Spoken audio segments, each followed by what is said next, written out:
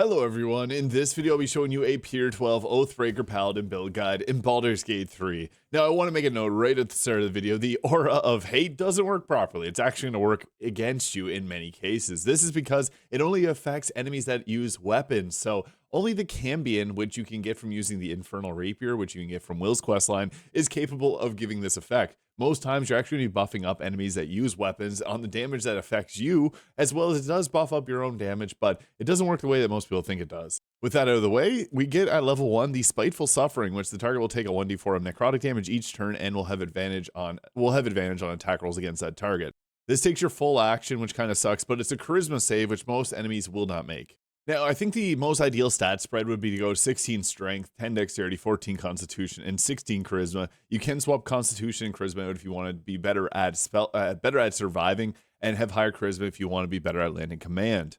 I will give an alternative though, because not everyone likes to go strength based. I personally prefer using the Fowler Alluve Act 1 weapon. You can use it pretty much for the entire game, and going dexterity based instead. This gives you boosts to your initiative and to your armor class if you're going to use medium armor. And if you really want to maximize it, you would put the points in dexterity and use a strength potion and get your strength higher than you naturally could, and also then get all the benefits of your dexterity. Level 2 Paladin is when we get our very powerful Divine Smite. So this will add an additional radiant damage onto our attacks. We can also set this as a reaction, so we can do it on every attack. We don't even have to think about it.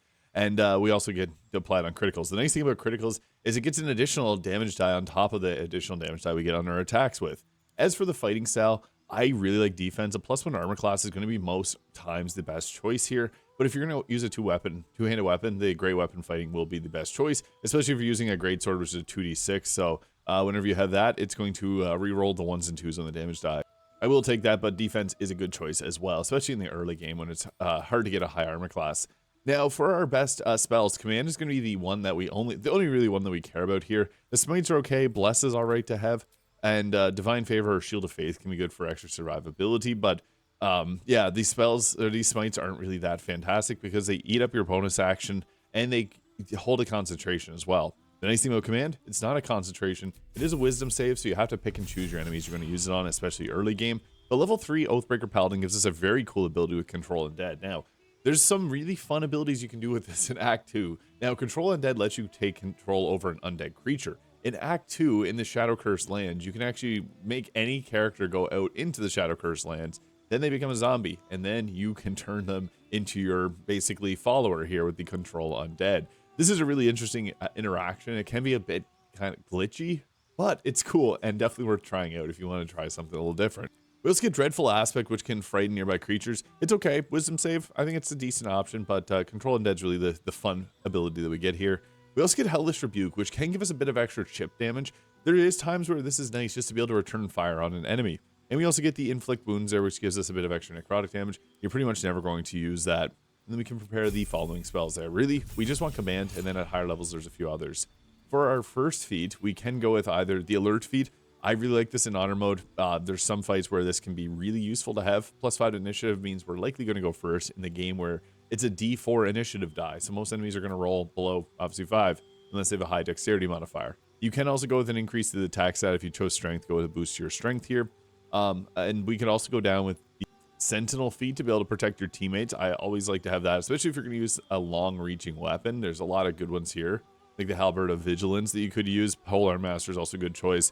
And Savage Attacker if you didn't choose the fighting style previously. I'm going to go with the Alert feat. I just think that Alert brings a whole lot of value, especially if you want to go in and take out a enemy mage or something like that, as a Paladin being a very bursty damage character. Now, at level 5, we get an extra attack. Great. We also get Darkness. Now, we can't utilize this, but if you're in Act 2, you can grab the Eversight Ring. And if you're in Act 3, there's the Steel Watcher helmet that you can grab. There's also Sharp Spear of the Evening. So there's 3 pieces of gear in the game that let you see. You also, if you really want to, you can dip into the Warlock. At level 2, you can take Devil's Sight. So that is a potential. I'm doing a pure 12 build, but I just want to mention that because Darkness is a nice theme that we can add to this. We also get Crown of Madness, which makes makes an enemy go crazy. It's fun, but I almost feel like it's better to do attacks with our actions. Now we get level 2 spells, which are always fun. I like to take Branding Smite to stop targets from turning invisible. And then the Aid spell can be okay, too, if you want to just give a bit of a health boost or lesser restoration. Magical Weapon even is decent at times if you need help with landing hits. At level 6, we get the Aura of Protection, which adds our Charisma modifier to saving throws. And this is great because it's going to keep all our teammates safe. I just want to make a little asterisk here. It's a 3-meter range, so you're not always going to protect your teammates. Just be mindful of that. You can see it, especially if you got mods installed that help out with tooltips. But you're just going to want to check to see if your teammates are in range. It was mentioned, Aura of Hate. This is actually really funny because you and any nearby fiends and undead gain an additional 4 slashing damage to any damage dealt with melee weapons. So I guess the 3 main ways that we can actually utilize this, and they're kind of rare instances. So one is to use Control Undead on a target that's got a melee weapon. That'll give you the extra 4 points of damage, but it's, again, 3-meter radius, so very small. Again, not going to happen often. It's more often to happen against you because, again, powers up fiends that have a melee weapon. You can also get with this with Planar Ally, which is a level 6 cleric spell, but there is the Cambion version on the Infernal Rapier as part of Will's questline in Act 2, so you can actually get this into Act 3.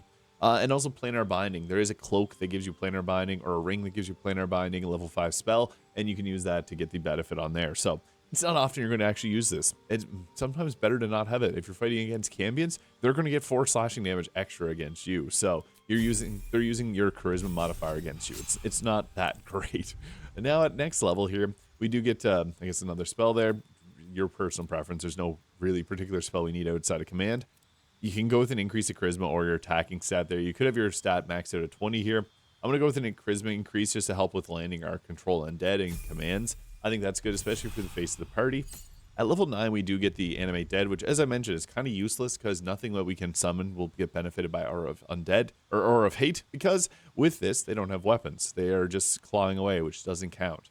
We also get Bestow Curse, which is okay. Again, most times as a paladin, you don't want to just a spell cast. You want to get in and start attacking. Elemental Weapon can be nice too, giving you additional damage. And you can use things like the Snowburst Ring to create ice surfaces while using this. I think this is a very valid spell to use. There's not many level 3 spells that we want outside of Divine Smite and Upcasting Command. Again, the Paladins really just, it plays well to use smites. There's also an Unholy Smite. It is better to use radiant damage in most instances, but there is an Unholy Smite mod out there, so you can download that as well. Level 10 gives us our Aura of Courage, which prevents the targets from being frightened. Again, only a 3-meter radius unless you're using a level 13 to 20 mod, and then it can increase the radius. So you're not often going to protect your teammates with that, but sometimes, and in certain fights, it's good to huddle up. Level 11, this gives us our improved Divine Smite. What's amazing about this is we now get a 1d8 of radiant damage on top of all of our attacks. This means that we can apply radiating orbs really easily. We got a lot of really good buffs with this. We'll also have Crusader's Mantle there, which allows us to buff up our team with extra radiant damage. And as I mentioned, you could take 2 levels of the Warlock and take Devil's Sight, which is really nice because with that, you can then see in your darkness that we can cast. But at level 12 here, I guess we can take the Warden of Vitality. Really, your personal preference for these spells. Command and Divine Smites are big ones. And for our final feat, you can go with the, again, Savage Attacker if you don't have that. Great weapon fighting style. You can also go with the Sentinel to protect your teammates. Even things like the Lucky Feat can be pretty beneficial to give yourself benefits to your attack rolls, ability checks, and saving throws. Dual Wielder, if you want to dual wield as a paladin, is kind of funny, but it works. You can use the 2 long swords, do kind of like a Sword Dancer of Eyeless Try style build. I just want to max out the charisma, so that's what I'm going to go do with here, but Alert is a really good one, and then you do 2 boosts to your attacking stat. And this armor is from the Knights and Dames armor mod, so you can check that out. And the Crypt Lord ring is actually a good weapon here, or a good ring here, because you get Create Undead, which kind of fits well on the theme of this build. You do need a corpse to be able to power it up, but if you chose the High Elf, this is probably, the High Elf's definitely the best race for this, or High Half Elf. You get this here, which when you boost Booming Blade, we get our Arcane Synergy, which adds our Charisma modifier, which right now is +6 damage onto our attacks. That's actually a really huge buff. I also like to add in the Coruscation Ring or the Callous Glow Ring. The Callous Glow Ring is actually my personal preference. Even though we're undead, radiant damage is still really good and useful for us, so this will add additional 2 points of radiant damage on targets that are illuminated, which does stack because we get additional radiant damage on our attacks. So on our attacks there, we're getting 1d4 necrotic, 1d4 necrotic, 1d8 radiant, and +2 radiant, so kind of funny split there. I also got the Hellrider longbow that'll give us a +3 to initiative. We're always going to go first, and it can apply Fairy Fire on the enemy to give us advantage. I really like the Sword of Chaos. This will give us healing. You can use the Periapt of Wound Closure, because whenever we attack with this, it'll automatically give us the 6 health points back instead of the 1d6, so we can get 12 damage or 12 health back per 2 attacks. Really good. I like that there. It's pretty effective. You can also use really early game. The Fowler Aluvis bench is a really good weapon. Blade of Oppressed Souls for the extra psychic damage can be pretty fun. Corpse Grinder Hammer is one that I like. If you want to use 2 weapons, Father Aloof or the Knife Thunderbound King in the early game are pretty effective. Sort of life stealing with a shield even. And you can also throw on the Shadow Blade ring if you want a Shadow Blade. Now I got the Dark Justiciar Gauntlets here to add additional 1d4 necrotic. You could use the Helldust Gloves for additional fire damage. I just think this fits thematically. Again, we can also add the cold damage with Elemental Weapon onto our blade, so we can actually do some pretty funny things. Instead of using the ring here for the extra cold or the extra radiant damage, we can then use the Snowburst ring instead, which will create ice surfaces below the enemy, which is kind of funny. I also have the Armor Persistence, but it's really... Use Ketheric's armor until you get to this point, and if you are on an evil playthrough, you can then use the Helldust armor once you get there, or use like the Fire Warden's armor as well, and even something like the Dwarven Splint Mail is nice for that boost to the Constitution score with +2. I also have the Birthright hat on, giving a boost to the saving throws. This is also nice because if you wanted to use that single level dip into the Warlock, you then get your Charisma modifier for attack rolls as well, which is pretty nice. Never forget to activate your auras. Those are really good. You can choose to put the Aura of Hate on. Just be mindful that against fiends, you're going to get hurt here. And I guess I should mention that a really good weapon for this is actually to use the Infernal Rapier there for that Planar Ally Cambion, so you can actually buff it up as well. And actually another helmet I want to mention is you can go with the Helmet of Arcane Acuity as well. It's, I guess, 2 more helmets to mention, because this can give you a +10 to your spell save DC so that we don't miss our command whenever we want to use that spell. But the Steel Watcher helmet, what's great about the Steel Watcher helmet is you cannot be blinded, so we can actually set up and use our darkness spell. So you can cast your own darkness, or you can have a teammate use darkness here. This is kind of funny because we're going to inflict lightness on the enemies and then hide out in the darkness. You don't have to use darkness, just want to mention that, but it is a fun part of this build. It makes it kind of feel thematic as it's a spell you get. And when we can see in darkness and they can, we're going to get advantage on the attack, which gives us a much higher critical hit chance with rolling 2 die. Then we're also going to be... I forgot to add on the Luminous Gloves here instead of the... If you go... So the Dark Justiciar Gauntlets give you the necrotic damage. With the Luminous Gloves, we get a additional 2 turns of Radiating Orbs, which is really good because then we have multiple riders that are applying that. I actually think this is a better option to go with here, because then if you don't take out the target, you're going to apply a bunch of Radiating Orbs on them. We took it out. So if we go to attack this target, we didn't hit them. I want to apply the Radiating Orbs to show... Oh, wow. All right, let's try this again, see if we can get a hit off. There we go. So perfect. We applied Radiating Orbs there. We got a few different conditions too. The best part... Oh, I'm having the worst luck today. We also have our Dreadful Aspect here, which lets us frighten all the targets in the area here, which is kind of cool. So you can do that and apply Frighten, so they're now stuck in place. I'm just going to cut this one down here for the Radiating Orbs, if not. And the great thing about them being frightened too is that they're not going to move. So sometimes you can get them in a really good position where they're not going to really be doing anything. And we got our bonus action command, so for any target that's not frightened, we can tell them to approach, especially since we got the darkness there, which is kind of fun, because then they got to walk their way into darkness. We don't have a very high chance of landing that, and we got counterspelled. Nice. But if we had the Helmet of Arcane Acuity, we'd have like a 99% hit chance. Now, the best use of our spell slots is always going to be Divine Smite. If there's a target with a lot of health, a level 3 spell slot can sometimes be the way to go here, because the extra damage output is going to be pretty good. So, yeah, the thing you want to be doing most of the time is just running around and smiting everything. So, that's one of the best things. You're going to get your health back pretty quickly as we clear out the battlefield, keeping our team safe. As you know, the best way to keep your team alive is just to reduce the amount of damage that will be taken by taking out the targets.